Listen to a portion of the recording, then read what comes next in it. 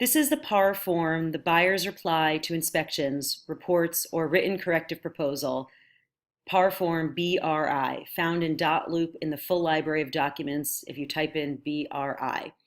So this form is used after the buyer has completed their inspections and is responding to the seller within their time frame. So the inspections that they have elected are in paragraph 12, and the time frame by which this is due is in paragraph 13. So they must get this in by that deadline in order to unlock the next period, which is the negotiations period. So this form is actually not going to be signed by the seller. So essentially, the buyer is going to pick which reports they've elected and this form satisfies. So if, let's say, they did all of the inspections, they would checkbox all of these, and if they're going to accept the property, then they just hit accept here.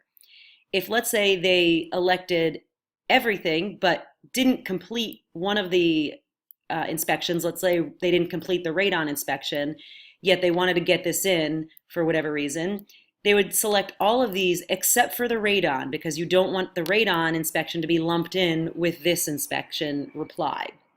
So you select as many as are applicable to this response, and if they're going to accept the property, you click on accept right there. If the buyer wants any other kinds of changes, like corrections or repairs, you'd check here, and you'd indicate the day by which the repairs will be done prior to closing. So if you want to have the week prior to closing to do an inspection with your inspector again, or a re-inspection, then put in 7 days here or 10 days. That way, if closing is May 31st, the seller would have to complete all of the repairs by May 21st, and then you'd have the opportunity to get your inspector back in there and re-inspect all the repairs or corrections that have been done. And as you can see, the default standard is in a workmanlike manner, but the buyer can indicate that they want pictures or they want receipts from licensed and insured contractors, and they can request specific contractors to do the work. So be sure that the buyer makes all of that clear in this report when making that request, because they do have that ability to negotiate that with the seller. So down here, other options are, let's say the buyer hasn't used any seller assist at all in the transaction, and they're like, you know what, this $3,000 worth of repairs, I'd rather take care of it because I know I'm going to do a better job. I want to oversee the work. So I'm going to checkbox the B here rather than the A and put in $3,000. And that way they go to closing with $3,000 less from their pocket, and then they can apply that $3,000 towards the repairs that they're going to take care of after closing.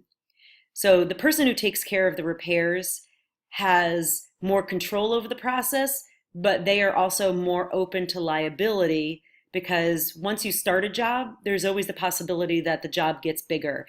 So you want to consider that when your buyer is making a request for credits or repairs. The other big consideration is if your buyer already is using a lot of seller assist or the maximum allowed by the loan, then there may not be an opportunity to ask for more seller assist. So credits or repairs is the pretty much only way to go. Then the last option is to reduce the purchase price. So let's say that $3,000, they're like, well, rather than, we already used our seller assist and we don't want the seller to take the repairs or do the repairs, we're going to ask for a $3,000 price reduction. Well, that to me is the least desirable outcome, because if you're only putting 10 or 20% down, out of $3,000, 10% is $300. So you're saving $300 out of your pocket by lowering the sales price, but you still have a $2,700 balance for the rest of those repairs. So to me, this is the least best option that keeps the deal together, but it is an option nonetheless. And if it's a cash deal, well, then by all means, it makes the most sense. So this document, first you have the buyer fill it out, send it off to the seller, and you could also supplement it by sending in a CTA, a change in terms addendum, that outlines exactly what the buyer is requesting, because that's the form that's going to be signed by the seller. So in sum, when you're applying to inspections, you want to fill this out and also have the buyer sign it and supplement it with a parallel CTA form that says pretty much exactly the same thing that you're filling out here, and send both forms to the seller, because the seller, once they agree, will sign the CTA.